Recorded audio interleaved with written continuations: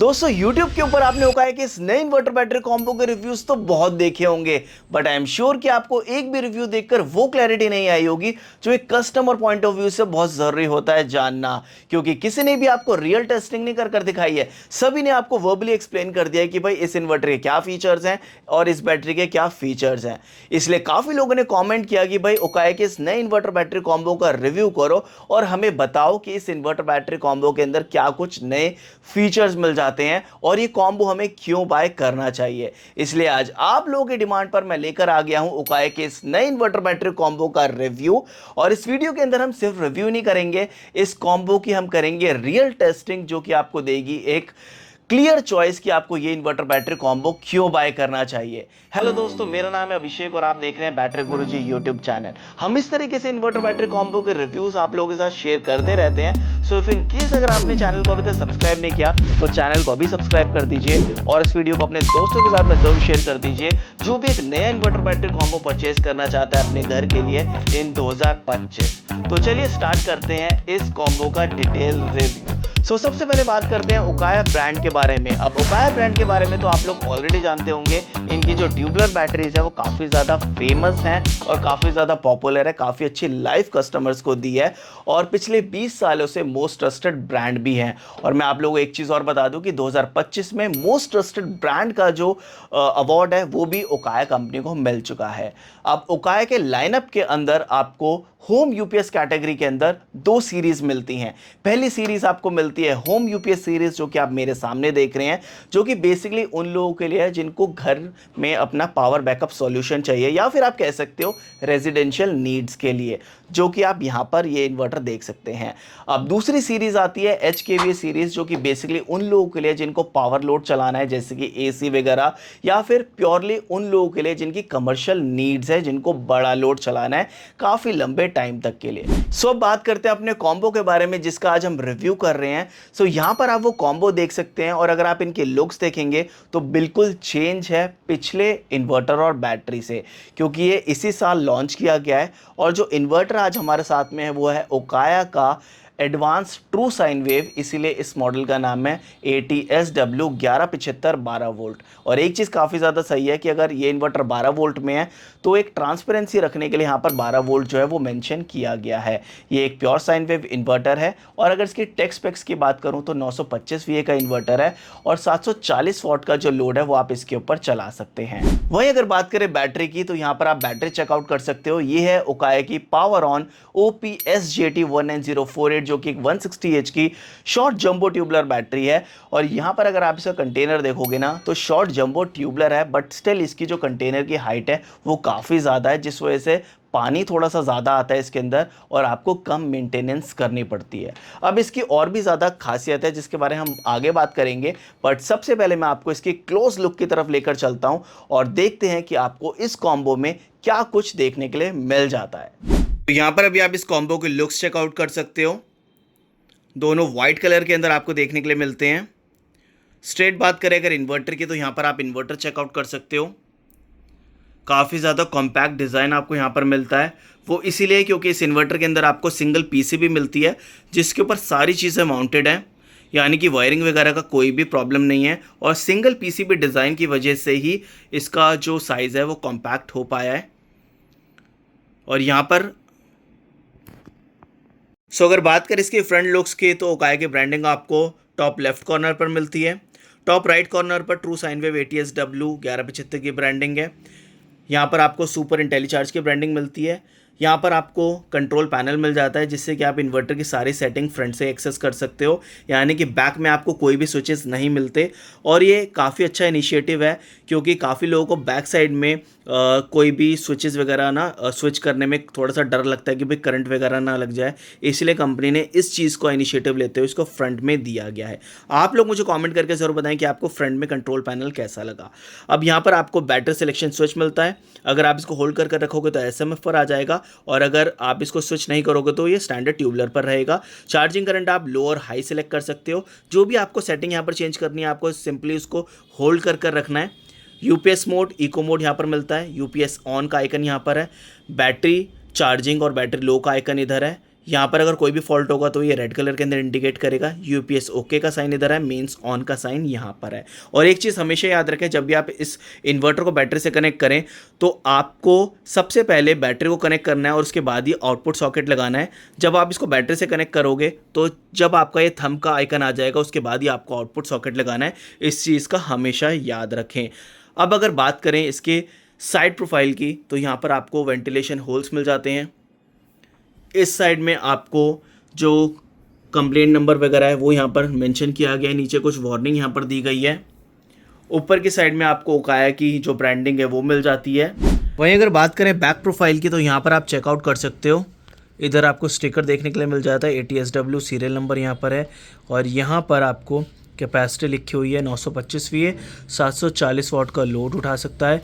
यहाँ पर आपको एक फ़ैन मिलता है और इधर आपको एक आउटपुट सॉकेट मिल जाता है और यहाँ पर कुछ वेंटिलेशन होल्स दिए गए हैं। और अगर बात करें वायर की तो DC वायर आपको यहाँ पर 8 स्क्वायर mm की मिलती है और यहाँ पर ये कॉपर की वायर आपको दी गई है। जिसके थ्रेड को मैंने ओपन किया तो यहाँ अंदर आपको कॉपर वायर मिलती है जिसके ऊपर सिल्वर कोटिंग की गई है और ये वायर सफिशिएंट है इतना लोड उठाने के लिए। सो स्ट्रेट अगर बात करें बैटरी की तो यहाँ पर आप बैटरी चेकआउट कर सकते हो।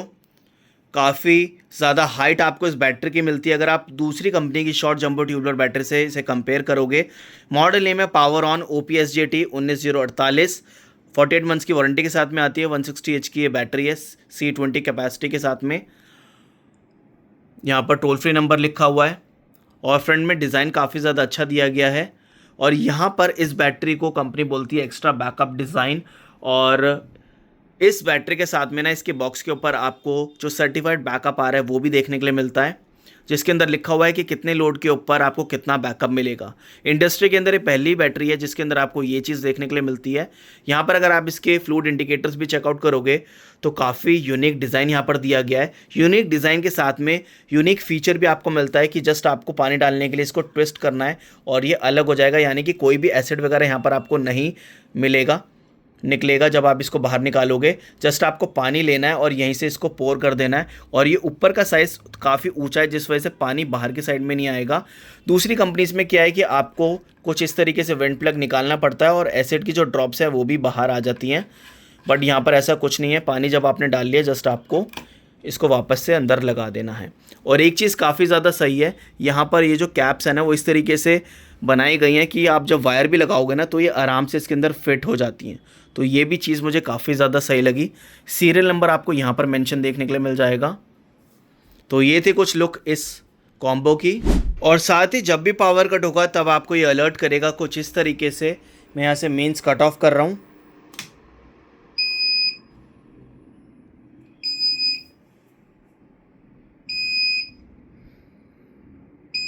सो 4 बार आपको ये बीप करके नोटिफाई करेगा 4-5 बार कि भाई पावर कट हो गया है। सो दोस्तों आप लोग मुझे कमेंट करके जरूर बताएं कि आपको इस कॉम्बो की लुक्स कैसे लगी। अब एक बार मैं आपको इस इन्वर्टर के टेक स्पेक्स एक्सप्लेन कर देता हूं और एक चीज़ के बारे में और बता देता हूं जो कि काफ़ी लोगों को प्रॉब्लम होती है। इन्वर्टर के फ्रंट में जो आपको नंबर लिखा हुआ होता है वो एक मॉडल नंबर होता है, ना ही VA ना ही वॉट होता है। तो अगर आपको किसी भी इन्वर्टर के VA और वॉट देखने हैं तो या तो आप वेबसाइट पर देख सकते हो या फिर उस इन्वर्टर के बैक साइड में आपको एक स्टिकर देखने के लिए मिल जाएगा जिसके ऊपर उस इन्वर्टर की प्रॉपर स्पेसिफिकेशन मेंशन होती है। जैसे कि इस इन्वर्टर का मॉडल नेम है 1175। अगर आप इसकी बैक साइड देखोगे तो वहां पर 925 VA का ये इन्वर्टर है और 740 वाट का जो बल्ब लोड है वो आप इसके ऊपर इजीली चला सकते हो। अभी एक प्योर साइन वेव इन्वर्टर है और 3 साल की वारंटी आपको इस इन्वर्टर के साथ में मिल जाती है। तो ये तो बात हो गई इस इन्वर्टर के टेक स्पेक्स की। अब करते हैं इस इन्वर्टर की रियल टेस्टिंग, जिसके लिए मेरे पास यहाँ पर सारे मीटर्स और इंस्ट्रूमेंट अवेलेबल हैं और ये टेस्टिंग करने के बाद आपको पता चल जाएगा कि ये इन्वर्टर आपको क्या कुछ ऑफर करता है, क्योंकि यहाँ पर हम काफ़ी सारे टेस्ट करने वाले हैं। और जो सबसे पहले टेस्ट हम यहाँ पर करेंगे वो है वेट टेस्ट और वेट टेस्ट के अंदर हम ये देखेंगे कि इस इन्वर्टर का क्या है वेट। तो वेइंग स्केल पर हमने इन्वर्टर को रख दिया है और यहाँ पर आप इसका वेट चेक कर सकते हो। 7 kgs इस 1175 मॉडल का वेट है। सेकेंड टेस्ट जो हम यहाँ पर करने वाले हैं वो है आउटपुट वेवफॉर्म टेस्ट और देखते हैं कि ये इन्वर्टर कैसी वेवफॉर्म देता है। और उसको टेस्ट करने के लिए हमारे पास यहाँ पर है DSO मीटर जिसकी हेल्प से हम इस इन्वर्टर के वेवफॉर्म को टेस्ट करेंगे। सो इन्वर्टर को हमने बैकअप मोड के ऊपर ऑन कर दिया है और यहाँ पर आप इसकी जो वेव फॉर्म है वो चेकआउट कर सकते हो। थर्ड टेस्ट जो हम यहाँ पर परफॉर्म कर रहे हैं वो है आउटपुट वोल्टेज टेस्ट, और देखते हैं कि ये इन्वर्टर कितनी आउटपुट वोल्टेज देता है। और उसको टेस्ट करने के लिए हमारे पास यहाँ पर है एनर्जी मीटर, जिसकी हेल्प से हम ये टेस्ट परफॉर्म करेंगे। सो हमने यहाँ पर एनर्जी मीटर कनेक्ट कर दिया है आउटपुट वोल्टेज टेस्ट करने के लिए, और इन्वर्टर को हमने मेन से डिस्कनेक्ट कर दिया है। यूपीएस मोड पर एक्टिव है, और यहाँ पर आप इसकी आउटपुट वोल्टेज चेकआउट कर सकते हो। 225.5 जो है आउटपुट वोल्टेज ये बैकअप मोड के ऊपर देता है। फोर्थ टेस्ट जो हम यहाँ पर परफॉर्म कर रहे हैं वो है साउंड और नॉइस टेस्ट, और उसको टेस्ट करने के लिए हमारे पास यहाँ पर है साउंड मीटर, या फिर आप कह सकते हो डीबी मीटर, और इसकी हेल्प से हम चेक करेंगे कि इन्वर्टर कितनी नॉइस करता है।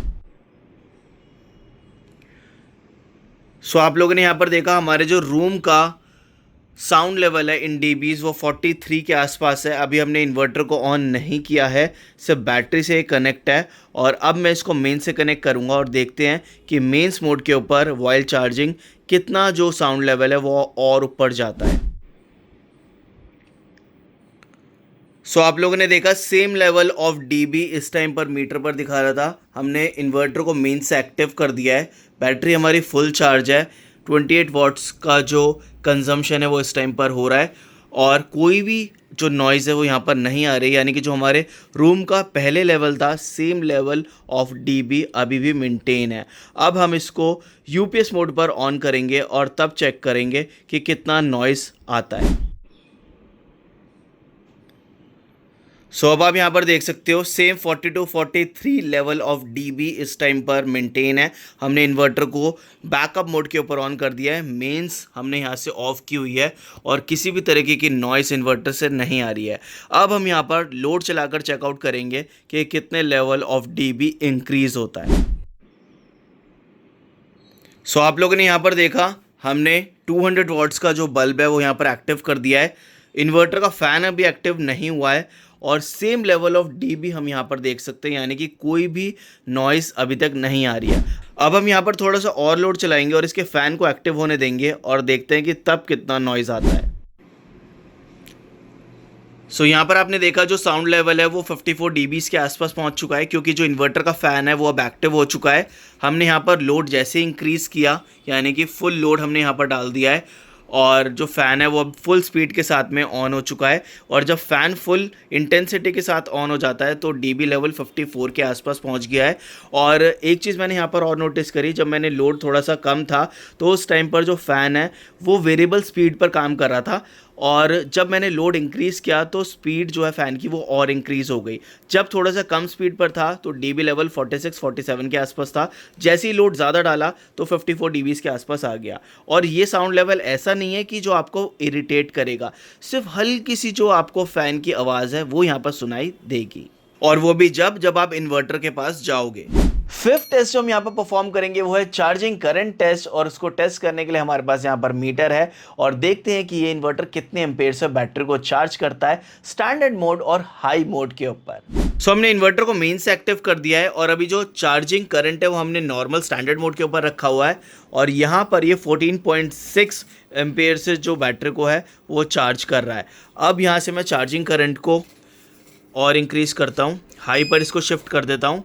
तो जैसे ही मैंने इसको हाई पर शिफ्ट किया तो 19.6, यानी कि जो कंपनी बोलती है कि 15 एम्पेयर से ये स्टैंडर्ड चार्ज करता है, और हाई मोड के ऊपर 20 एम्पेयर से, तो वो बिल्कुल सही है। और इससे ये चीज़ आपको फ़ायदा मिलता है कि आप इसके साथ में, इस इन्वर्टर के साथ में हाई एच की जो बैटरी है वो भी ईजिली कनेक्ट कर सकते हो, जो कि आपकी हाई एच की बैटरीज को ईजिली चार्ज करने के लिए कंपैटिबल है। नेक्स्ट और लास्ट टेस्ट जो हम यहाँ पर परफॉर्म करने वाले हैं वो है लोड लिफ्टिंग टेस्ट, और इस टेस्ट के अंदर हम चेक करेंगे कि ये इन्वर्टर कितना लोड लिफ्ट कर सकता है।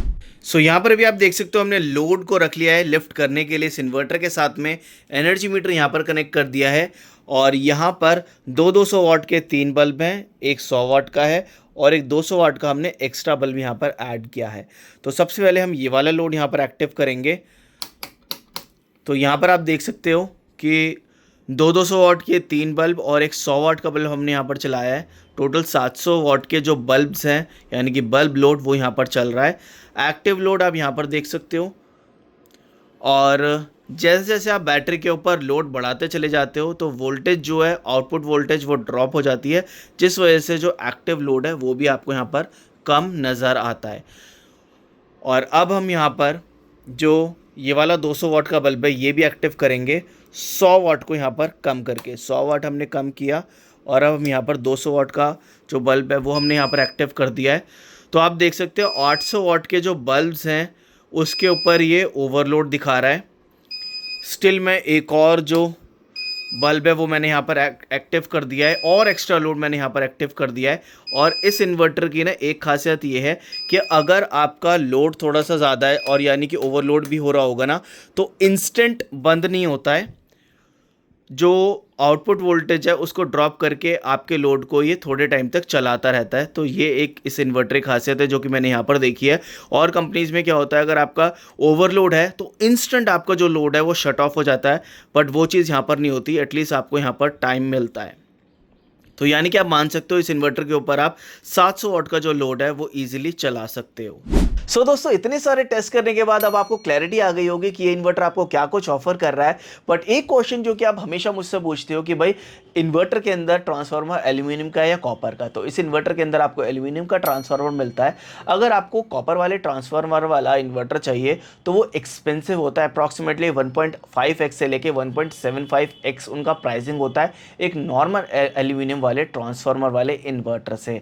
और एक चीज़ मैं आप लोगों को बता दूं कि जो उकाया के इन्वर्टर्स है, अगर आप चेक भी करोगे अमेजोन के ऊपर, तो जिस प्राइसिंग के अंदर आपको ये वाला इन्वर्टर मिल रहा है या फिर इनके ये ATSW वाले इन्वर्टर्स मिल रहे हैं ना, उस प्राइसिंग के अंदर दूसरी कंपनीज आपको जो स्क्वायर वेव वाले इन्वर्टर्स हैं वो ऑफर कर रही हैं, बट उस सेम प्राइस के अंदर आपको इनके साइन वेव इन्वर्टर्स मिल जाते हैं। तो ये तो थी इस इन्वर्टर की टेस्टिंग। अब बात करते हैं इस इन्वर्टर और बैटरी के कुछ फीचर्स के बारे में जो कि आपको ये कॉम्बो ऑफर करता है। सबसे पहले बात करते हैं इन्वर्टर के फीचर्स के बारे में, और सबसे पहला फीचर है प्योर साइन वेव इन्वर्टर। अब ये इन्वर्टर आपको प्योर साइन वेव आउटपुट देता है, जिस वजह से आप अपना नॉर्मल लोड के साथ में जो सेंसिटिव और IT लोड है वो भी इजीली चला सकते हो। अब चाहे आपका रेजिडेंशियल लोड हो या आपके ऑफिस का लोड हो, सारे लोड आप इस इन्वर्टर के ऊपर चला सकते हैं। सेकेंड फीचर है selection switches on front panel. अब जैसे कि मैंने आप लोगों को पहले बताया कि जो सिलेक्शन स्विचेस है वो आपको इसके फ्रंट पैनल के ऊपर मिल जाते हैं,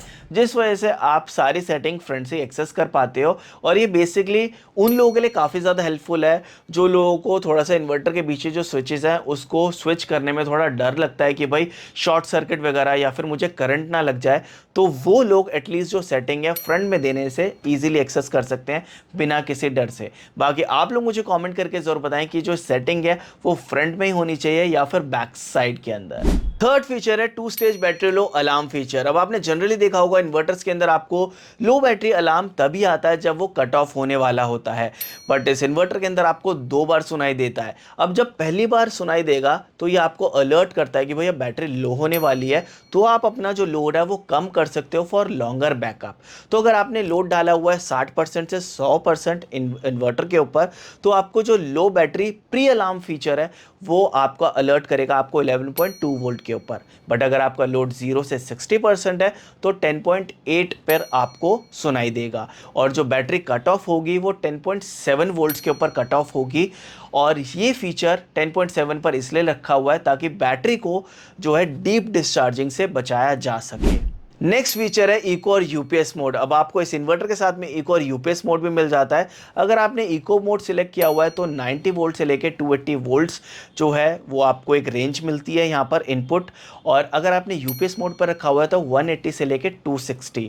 तो अगर आप सेंसिटिव अप्लायंसेस चला रहे हो तो आप इसको यूपीएस मोड पर रख सकते हो। जैसी वोल्टेज इससे कम या ज़्यादा होती है तो इन्वर्टर जो है मेन्स वोल्टेज को कट ऑफ करके बैटरी मोड के ऊपर आ जाता है आपके अप्लायंसेस को सेफ रखने के लिए। नेक्स्ट फीचर है सुपर इंटेली चार्ज टेक्नोलॉजी। मैं आपको नॉर्मली समझाता हूं। अब इस इन्वर्टर के साथ में आपको सुपर इंटेली चार्ज टेक्नोलॉजी मिल जाती है, और इस टेक्नोलॉजी की मदद से आपकी जो बैटरी है वो 20% फास्टर रिचार्ज होती है और लॉन्गर बैकअप मिलता है। वो ऐसे क्योंकि ये इन्वर्टर स्टैंडर्ड 15 एम्पेयर से चार्ज करता है और हाई मोड के ऊपर 20 एम्पेयर से। अब ये आपकी बैटरी को ना 80% जो है वो फास्टर रिचार्ज कर देता है। पहले ही 80% स्पीड में रिचार्ज करता है और उसके बाद जो 20% है उसको लो करंट से चार्ज करता है, ताकि आपकी बैटरी की जो ग्रेविटी है वो प्रॉपर बन जाए सारे ही सेल्स के अंदर, जिस वजह से आपको ज़्यादा बैकअप मिलता है। अब ये फीचर उन लोगों के लिए काफ़ी ज़्यादा फ़ायदेमंद है जिनके यहाँ पर लाइट कम देर के लिए रहती है और उन्हें कम देर के अंदर जल्दी बैटरी को रिचार्ज करना है, तो आप इसको हाई मोड के ऊपर स्विच करके 20 एम्पेयर से अपनी बैटरी को जल्दी रिचार्ज कर सकते हो। और उसके साथ साथ आप इस चार्जिंग प्रोफाइल के साथ की हेल्प की वजह से आप ज़्यादा एएच की जो बैटरी है वो भी यहाँ पर लगा सकते हैं। नेक्स्ट फीचर है ऑटो रीसेट टेक्नोलॉजी। अब काफ़ी लोग मुझसे पूछ रहे थे कि इस इन्वर्टर के अंदर एमसीबी नहीं मिलती है, तो कैसे हम ओवरलोड और शॉर्ट सर्किट के टाइम पर क्या कर सकते हैं। तो इस इन्वर्टर के अंदर आपको ऑटो रीसेट टेक्नोलॉजी मिलती है और इस टेक्नोलॉजी की मदद से क्या होता है, जब भी आपका इन्वर्टर ओवरलोड या शॉर्ट सर्किट होगा तो ये ऑटोमेटिकली खुद ही रीसेट होता है और खुद ही अटेम्प्ट करता है कि आपने लोड कम कर दिया है। यानी कि कुछ इंटरवल के बाद ये खुद ही अटेम्प्ट करता रहता है और ऑटो रीसेट हो जाता है, जिस वजह से आपको इन्वर्टर के पास बार बार जाकर अगर कभी ओवरलोड होता है तो इसको मैनुअली स्विच ओवर करने की ज़रूरत नहीं है, ऑटोमेटिकली ये रीसेट होके अगेन स्टार्ट हो जाता है। नेक्स्ट फीचर है सुपर लोड हैंडलिंग। अब जैसे कि मैंने आपको लोड लिफ्टिंग टेस्ट के अंदर दिखाया था कि ये इन्वर्टर को हमने ओवरलोड किया और उस टाइम भी ये चल रहा था। दूसरे इन्वर्टर्स क्या है, ओवरलोड होते ही इंस्टेंट ट्रिप हो जाते हैं और आपको जाकर मैनुअली उसको स्विच ऑन करना पड़ता है। तो यहाँ पर आपको ओवरलोड के दौरान पर इसको मैनुअली स्विच करने की ज़रूरत नहीं है, ऑटोमेटिकली ये रीसेट भी हो जाता है और ऑटोमेटिकली ऑन होता है। और ओवरलोड के दौरान पर ये क्या करता है, अपनी जो आउटपुट वोल्टेज है उसको स्लाइटली रिड्यूस करता है आपके उस लोड को चलाने के लिए। यानी कि अगर आपने थोड़ा सा ओवरलोड किया तो ये ऑटोमेटिकली शट ऑफ नहीं होगा इंस्टेंट, ये आपके उस लोड को चलने देगा अपनी आउटपुट वोल्टेज को रिड्यूस करके for the period of time. और जैसे ही आप ओवरलोड कम करोगे वापस से आउटपुट वोल्टेज को रिगेन कर लेगा। तो इस तरीके से आपके इस ओवरलोड वाले पीरियड ऑफ टाइम पर ये लोड को चलने देता है। सो इस फीचर को मैं आपको थोड़ा सा यहाँ से एक्सप्लेन कर देता हूँ। अभी मैं इसके ऊपर ओवरलोड डालूंगा।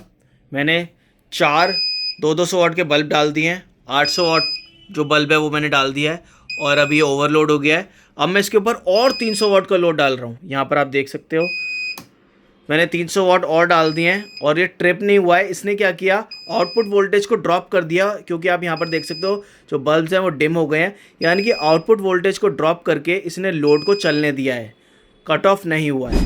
और अब जैसे ही मैं बल्ब्स को कम करूँगा, लोड को कम, तो इसकी आप देखना कि जो बल्ब की रोशनी है वो इंक्रीज़ हो गई है। नेक्स्ट फीचर है कॉम्पैक्ट डिज़ाइन। अब इस इन्वर्टर का जो डिज़ाइन है और पूरा साइज़ है वो काफ़ी ज़्यादा कॉम्पैक्ट है और वो हो पाया है इस वजह से क्योंकि इस इन्वर्टर के अंदर आपको एक सिंगल पीसीबी मिलती है जिसके ऊपर ही सारी चीज़ें माउंटेड है। यानी कि कोई भी अलग अलग जगह सारे कंपोनेंट्स नहीं लगे हुए हैं, जिस वजह से कभी कभार लूज़ वायरिंग वगैरह का भी प्रॉब्लम आ जाता है अगर कोई वायर वगैरह लगाना भूल जाता है। बट यहाँ पर सारी चीज़ें एक सिंगल पीसीबी के ऊपर ही माउंटेड है, जिस वजह से इसका जो डिज़ाइन है वो इतना कॉम्पैक्ट हो पाया है।